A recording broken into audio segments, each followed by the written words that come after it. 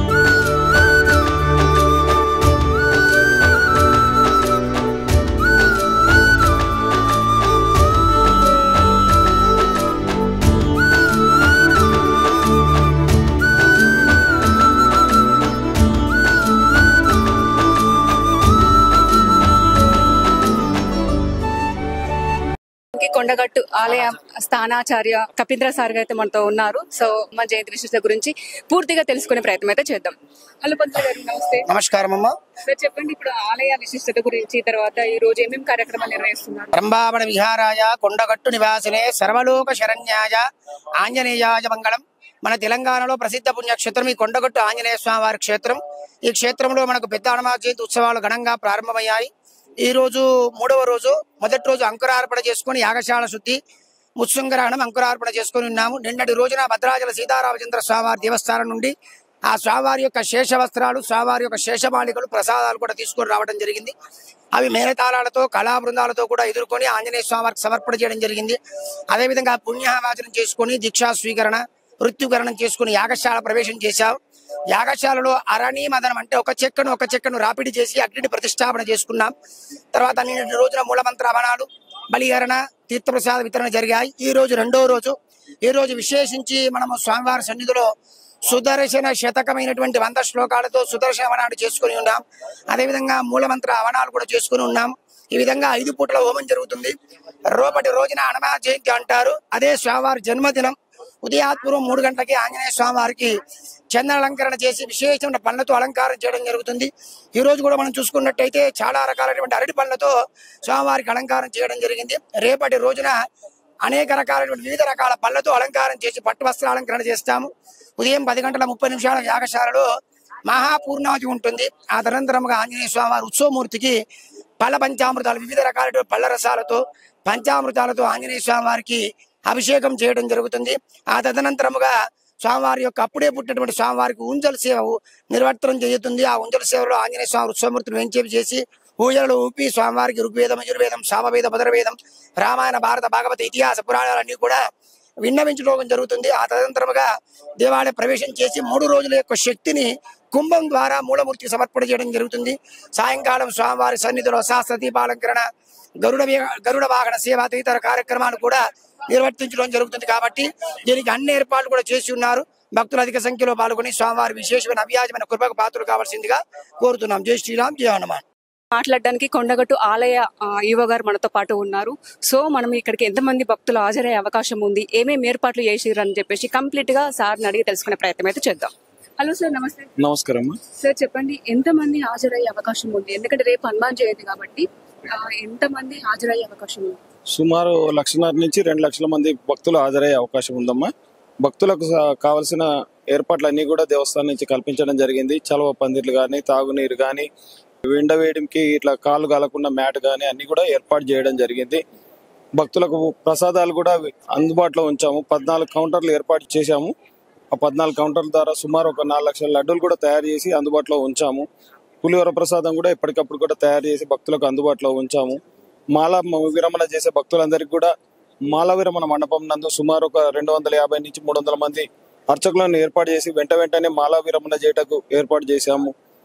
కళ్యాణ కట్టకందుకు కూడా భక్తులు మన కేశఖండం చేసుకుంటాం వీలుగా సుమారు ఒక 1000 నుంచి 1500 మంది నాయి బ్రాహ్మణులు ఏర్పాటు చేశాము. అలాగే పుష్కరిణి యందు కూడా ఎప్పటికప్పుడు కూడా శుభ్రంగా చేసి ఏ రోజుకి ఆ రోజు నీరు కూడా పాతది తీసేసి కొత్త నీరు ఏర్పాటు చేస్తాము. పుష్కరిణి యందు షవర్స్ కూడా ఏర్పాటు చేశాము. ఇవన్నీ కూడా దేవస్థానం నుంచి ఏర్పాటు చేశామమ్మా. ఇవి కాకుండా శానిటేషన్ నుంచి కూడా సుమారు ఒక రోజుకు ఒక 600 మంది, షిఫ్ట్కు 200 మంది చొప్పున ఏర్పాటు చేశాం. 3 షిఫ్ట్లకు 600 మంది సిబ్బందిని ఏర్పాటు చేసి ఎప్పటికప్పుడు పరిశుభ్రంగా ఉండేటందుకు చర్యలు తీసుకోవడం జరిగింది. అలాగే దేవస్థానంకి వచ్చేసే భక్తులందరికీ కూడా 7 చోట్ల పార్కింగ్ స్థలాలు ఏర్పాటు చేయడం జరిగింది. 7 చోట్ల నుంచి కూడా మన దేవస్థానానికి రావడానికి వీలుగా ఆర్టీసీ బస్సును ఏర్పాటు చేసేసి ఉచితంగా అక్కడిని పార్కింగ్ ప్లేసెస్ నుంచి దేవాలయ ప్రాంగణం వరకు కూడా ఉచితంగా ఏర్పాటు చేయడం జరుగుతున్నది. సార్ ఇప్పుడు చాలా మంది ఇప్పుడు ఎండ తీవ్రత బాగా ఉంది కాబట్టి అంటే మెడికల్ క్యాంపులు ఏమైనా నిర్వహించారంటే ఆ దేవస్థానం నుంచి మన జిల్లా వైద్య బృందం వాళ్ళు 6 చోట్ల మెడికల్ క్యాంప్స్ ఏర్పాటు చేశారు. దేవస్థాన ప్రిన్సెస్ లోనే సుమారు 3 చోట్ల పెట్టారు. అలాగే మన జేఎన్టీ వరకు కూడా ఇంకొక 3 క్యాంప్స్ ఏర్పాటు చేశారు. 24 గంటల నుంచి ఎల్లుండి మార్నింగ్ నైట్ వరకు కూడా నిర్విఘ్నంగా దర్శనాలు కంటిన్యూగా జరుగుతాయి. భక్తులు ఎక్కువ వస్తారు కాబట్టి ఏమన్నా ఇబ్బందులు అంటే ఎదుర్కొంటారు కాబట్టి వాళ్ళకి ఎలాంటి అంటే పోలీస్ సిబ్బంది కానీ ఎలాంటి చర్యలు తీసుకుంటారు? దేవస్థానంకి వచ్చే భక్తులకు భద్రత పరంగా ఎలాంటి ఇబ్బందులు లేకుండా సుమారు ఒక 650 మంది పోలీస్ సిబ్బంది దేవస్థానం నందు రెయిన్బోలో పనిచేస్తున్నారు. అలాగే దేవస్థానం నుంచి 120 సీసీ కెమెరాలు కూడా ఏర్పాటు చేయడం జరిగింది. మన భద్రతా పరంగా ఎలాంటి ఇబ్బందులు లేకుండా భక్తులకు చర్యలు తీసుకోవడం జరిగింది. ఇక్కడ అంజన్న సేవ చేసుకోవడానికి అయితే కొంతమంది సేవ కోసం అయితే వచ్చారు మహిళలు. సో మనం వారు ఎక్కడి నుంచి వచ్చారని చెప్పేసి ఎంతమంది వచ్చారని చెప్పేసి మనం వారిని అడిగి తెలుసుకునే ప్రయత్నం అయితే చేద్దాం. హలో అండి, నమస్తే. నమస్కారం. ఎక్కడి నుంచి వచ్చారు? మేము కరీంనగర్ అండి. కరీంనగర్ నుంచి వచ్చారు. ఎంతమంది వచ్చారు? 50 మెంబర్స్ 50 మెంబర్స్ వచ్చారు. అంటే ఇవాళ రేపు ఉంటారా ఇంకా ఉంటారా? ఇవాళ రేపు ఆల్రెడీ 3 డేస్ అవుతుంది. 3 డేస్ నుంచి ఇక్కడ 2 డేస్ నుంచి ఇక్కడ ఉన్నాం. అంత ముందు రోజు వచ్చి వెళ్ళాను బ్లడ్ ప్యాకింగ్ చేసి. 3 డేస్ నుంచి వర్క్ చేస్తున్నాం. ఇక్కడ ఏమేమి సౌకర్యాలు ఏర్పాటు చేశారు మీకు? ఇక్కడ మాకు అకామిడేషన్ ఇచ్చిండ్రు, రూమ్స్ ఇచ్చిండ్రు, ఫుడ్ పెడుతున్నారు. ఇంకా అన్ని ఏమైనా ఇబ్బందులు ఉన్నాయి ఇక్కడ? లేదండి, ఇబ్బందులు అయితే ఏం లేదు. అంత ఓకే, బాగానే ఉన్నారు. మార్నింగ్ టిఫిన్ పెడుతున్నారు, లంచ్, ఈవినింగ్. స్వామి మేము జయశంకర్ భూపాలపల్లి డిస్ట్రిక్ట్ నుంచి వచ్చాము. ఎలా వచ్చారు? వెహికల్ కార్ తీసుకొని వచ్చారు. మీకు వచ్చేటప్పుడు ఏమైనా ఏర్పాటు చేశారు? అంటే ఇప్పుడు ఇక్కడికి వస్తున్నారు కాబట్టి కార్ లో ఏమైనా వచ్చేటప్పుడు కానీ మీకు ఏమైనా ఇబ్బందులు ఎదురైనాయా? ఇక్కడికి వచ్చిన తర్వాత అధికారులు ఎలాంటి అంటే మీకు సౌకర్యాలు ఏర్పాటు చేశారు? ఇలాంటి దగ్గరికి వచ్చినాక పార్కింగ్ ప్లేస్ ఏర్పాటు చేశారు మేడం. పార్కింగ్ చేసుకుని అక్కడి ఎక్కడ పార్కింగ్ ఏర్పాటు చేశారు? దగ్గర 1 కిలోమీటర్ 500 మీటర్స్ అంతే ఉంది. పార్కింగ్ ఏర్పాటు చేశారు. అక్కడ చేసుకుని ఇక్కడ ఫ్రీ బస్ వచ్చింది మాకు. అక్కడి నుంచి ఇక్కడికి వచ్చినాం. అంటే ఇక్కడికి వచ్చిన తర్వాత వాటర్ గానీ మిగతా సౌకర్యాలు కానీ ఎలా ఉన్నాయి? చాలా బాగున్నాయి మేడం. పెన్సార్ కంటే బాగుంది మేడం. ఎలాంటి ఇబ్బంది ఏం లేదు. ఫ్రీగా దర్శనం అయింది. దర్శనం కూడా చేసుకున్నామండి. చేసుకుని ఇక్కడికి వచ్చినాం. బాగుంది మేడం. మెడికల్ క్యాంప్ అయితే ఏర్పాటు చేసారు. ఎందుకంటే చాలా మంది భక్తులు వస్తారు, నడుచుకుంటూ అంటే వస్తారు కాబట్టి వాళ్ళకైతే జాయింట్ పెయిన్స్ అంటే పాదాలు నొప్పులు వస్తాయి కాబట్టి ఒకసారి ఇక్కడైతే మెడికల్ క్యాంప్ ఉంది కాబట్టి ఒకసారి వాళ్ళని అడుగుదాం. మరి వచ్చారని టాబ్లెట్స్ తీసుకుంటున్నారని చెప్పేసి మనం ఇక్కడ ఉన్నటువంటి మెడికల్ క్యాంప్ అధికారులు అయితే ఉన్నారు, ఒకసారి వాళ్ళని అడిగి తెలుసుకుందాం. ఏమైనా గ్యాస్ట్రిక్ ట్రబుల్ ఉన్నా, డిహైడ్రేషన్ కి ఓఆర్ఎస్, ఇవన్నీ సప్లిమెంట్స్ మా దగ్గర ఉన్నాయి. ఏమైనా ఎమర్జెన్సీకి రిలేటెడ్ గా కూడా అన్ని సెలైన్ గానీ ఏమైనా ఇంజెక్షన్స్ గానీ మా దగ్గర అవైలబుల్ ఉన్నాయి. నిన్నటి నుంచి స్టార్ట్ అయింది. నిన్న మార్నింగ్ నుంచి రేపటి వరకు, రేపు నైట్ వరకు ఉంటుంది క్యాంప్. ఇక్కడ ఇది కొడిమ్యాల్ది క్యాంప్, హెల్త్ క్యాంప్ 2 అన్నమాట. ఇక్కడ రేపు నైట్ వరకు ఉంటుంది. చాలా మంది తీసుకున్నారు. కాంప్లికేషన్ అంటే నార్మల్ గా వామిటింగ్స్ కానీ, డిహైడ్రేషన్ కానీ, ఇప్పుడు వాళ్ళు పాదనడకన వస్తారు కదా, దానికోసం క్రీమ్స్ కానీ ఇవన్నీ తీసుకున్నాను. గ్యాస్ట్రిక్ ట్రబుల్ కానీ, ఈవెన్ బీపీ కూడా జనరల్ ఫ్లక్చుయేషన్ అయినప్పుడు వాళ్ళు టాబ్లెట్స్ మర్చిపోయినప్పుడు కూడా అవి కూడా మా దగ్గర అవైలబుల్ ఉన్నాయి. ఎమర్జెన్సీ సిచ్యువేషన్స్ లో అవి కూడా ఇస్తున్నాం. క్యాంప్స్ ఎన్ని ఉన్నాయి ఇక్కడ? టోటల్ 6 క్యాంప్స్ ఉన్నాయి. మల్యాల్వి 3 అండ్ మళ్ళీ కొడిమ్యాల్వి 3. గట్టు అంజన్న ఆలయంలో కొంతమంది హనుమాన్ భక్తులు ఉన్నారు. వారు ఎక్కడి నుంచి వచ్చారని చెప్పేసి మనం వారిని అడిగి తెలుసుకుందాం. మేము వరంగల్ నుండి వచ్చామండి. మా సంగం మండలం ఎలుగురాంపేట మా విలేజ్ నుంచి వచ్చాం. కాలినడక కొంతమంది వచ్చారు. దర్శనం ఇంతమంది అయిపోయింది స్వామి. రేపు వెళ్ళిపోదామని చూస్తున్నాం. మేము దాదాపు 20 మంది చిల్లర మంది వచ్చాం. ఎన్ని రోజులు ప్రయాణం? 2 days. అవునా 2 days అండి. అవును కాలినడకన ఇవాళ నైట్ వరకు చేరుకుంటారు స్వామి. ఇంకా 6 కిలోమీటర్ల దూరంలో ఉన్నారు. ఈవినింగ్ 11 వరకు 12 వరకు చేరుకుంటారు, రీచ్ అవుతారు.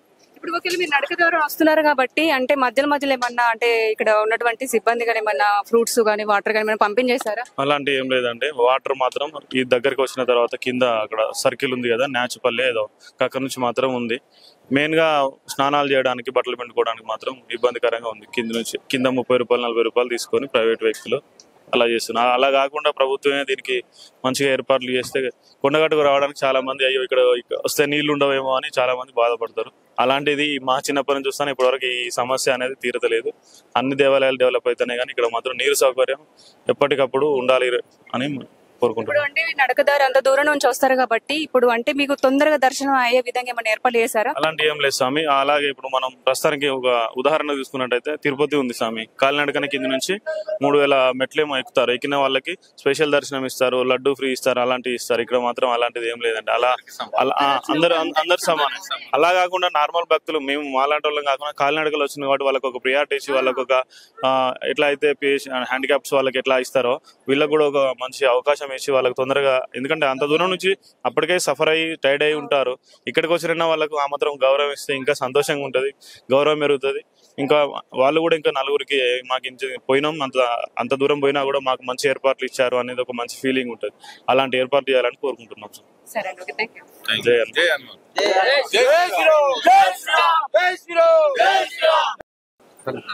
ఎక్కడి నుంచి వచ్చారు మీరు? మాది హుస్నాబాద్ నుంచి వచ్చాం. అంటే ఎట్లా వచ్చారు? వెహికల్ లో వచ్చాం. అంటే ఈ రోజే వచ్చారా? నిన్న రేపు దర్శనం చేసుకొని నైట్ విరమణ చేసుకుని రేపు మార్నింగ్ వెళ్ళిపోతాం. ఎట్లా అనిపిస్తుంది ఇక్కడ మీకోసం ఏమైనా ఏర్పాట్లు చేశారు అధికారులు? ఇంకేం చేశారు, కొద్దిగా రిసోర్స్ వాటర్ కొద్దిగా బాత్రూమ్ వెళ్ళడానికి ఇలాంటి కొద్దిగా ఇబ్బంది ఉంది. కొద్దిగా ఇప్పటికైనా కొద్దిగా అధికారులు కొద్దిగా పట్టించుకోవాలని అడుగుతలేరా మరి మీరు? మేము ఇప్పుడే వచ్చాము. సరే అండి, ఓకే, థాంక్యూ. మనకు హనుమాన్ భక్తులు ఉన్నారు, ఒకసారి అడుగుదాం. ఎందుకంటే ఇక్కడ చాలా దోపిడీ జరుగుతుంది మేడం అని చెప్పేసి అంటున్నారు. అసలు ఏం జరుగుతుందని చెప్పేసి మనం వారిని అడుగుదాం. సార్ చెప్పండి.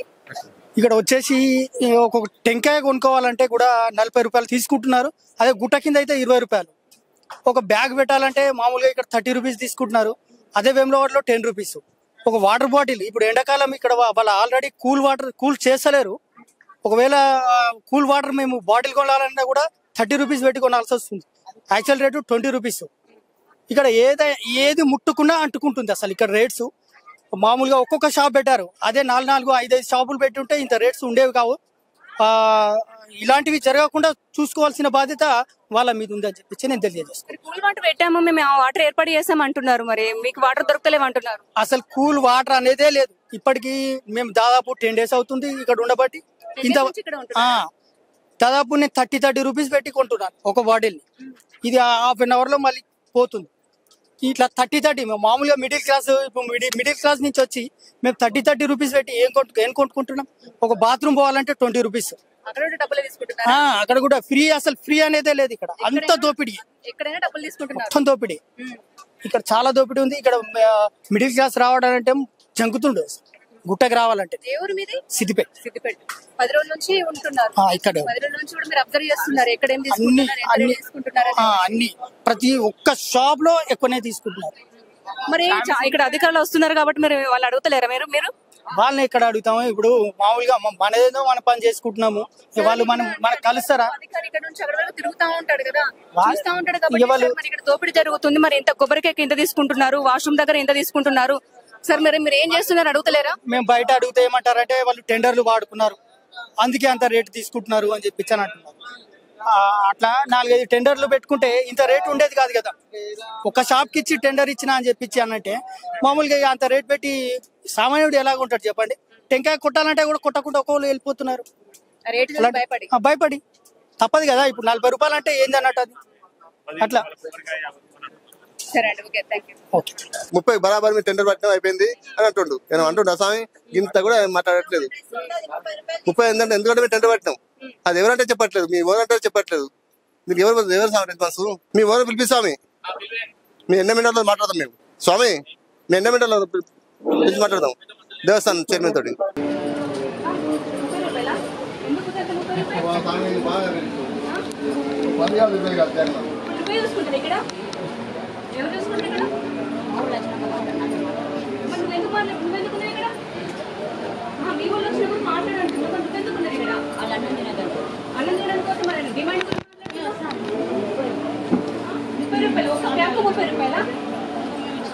చెప్పు బాబు, మీ ఏజ్ ఎంత ఉంటుంది?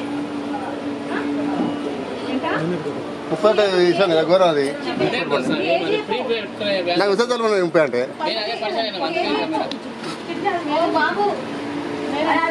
చూడండి ఒక బాబు ఎంత అసలు ఎలా బిహేవ్ చేస్తున్నాడో. అసలు మన ఏజ్ అడిగినా కూడా చెప్తలేడు.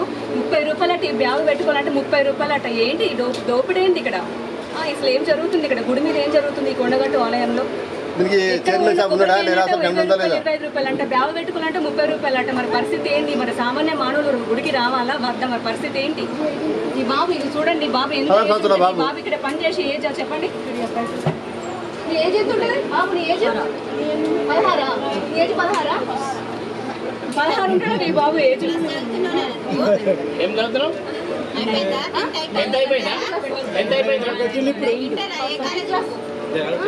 మరి అట్లా ఇట్లా తీసుకోవడం ప్రాబ్లం కాదా?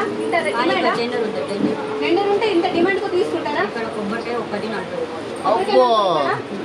సో చూడండి ఆ బాబు క్లియర్ గా ఒప్పుకుంటున్నాడు. కొబ్బరికాయ 40 రూపాయలు అట.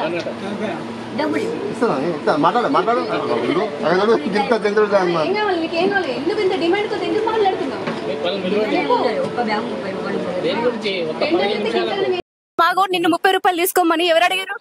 ఓలాన్ ఉండరు, ఇక్కడ టెండర్ ఉంటారు. 31 ఎక్కడైనా అడుగుతా. సో చూడండి బాబు అసలు ఎలాంటి పొంతలు లేకుండా అయితే ఆన్సర్ చేస్తున్నాడు. అసలు బాబుని ఇక్కడ ఎవరు పెట్టారు, మరి ఏంటి పరిస్థితి, మరి ఇక్కడ ఉన్న సిచ్యువేషన్ గురించి మనం పూర్తిగా తెలుసుకునే ప్రయత్నం అయితే చేద్దాం. రేటు లేదు, ఎలాంటి రేటు లేదు. ఒక బాబు అయితే ఉన్నాడు, నాకు 16 సంవత్సరాలు అంటున్నాడు. బ్యాగు చిన్నగా ఉంటే ఒక రేటు, పెద్దగా ఉంటే ఒక రేటు చెప్తున్నాడు. మరి ఇక్కడ ఈ అధికారి ఎవరు, దీనికి టెండర్ పట్టిన అధికారి ఎవరు అని కూడా అన్నా కూడా వస్తాడు అని చెప్పేసి అంటున్నారు. అక్కడ రేటు కూడా లేదు. ఇద్దరు చిన్న బాబులే ఉన్నారు, ఇద్దరు చిన్న బాబులే చూసుకుంటారు ఇప్పుడైతే ప్రెసిడెంట్ అయితే. మరి వీళ్ళని ఇక్కడ పెట్టిన వాళ్ళు అయితే ఎటు వెళ్ళారో కూడా తెలీదు. ఏమన్నా అంటే బయటకు వెళ్ళారని చెప్పేసి అయితే అంటున్నాడు. కొంతమంది భక్తులు ఉన్నారు, బ్యాగులు పెట్టుకోవడానికి వచ్చారు. సో ఒక్కొక్కరి దగ్గర ఒక్కొక్క బ్యాగ్ అయితే 30 రూపాయలు వసూలు చేస్తున్నారు. ఏమన్నా అంటే టెండర్ అని చెప్పేసి అయితే ఆ బాబు అయితే అంటున్నాడు. అసలు ఏంటి పరిస్థితి? ఒక్క బ్యాగు పెట్టుకోవాలంటే 30 రూపాయలు. అసలు ఎక్కడైనా ఉందా ఇది? మరి అక్కడ వాళ్ళ అధికారి ఎవరు, మరి అక్కడ బాబుని పెట్టిన వాళ్ళు ఎవరు అర్థం కావడం లేదు.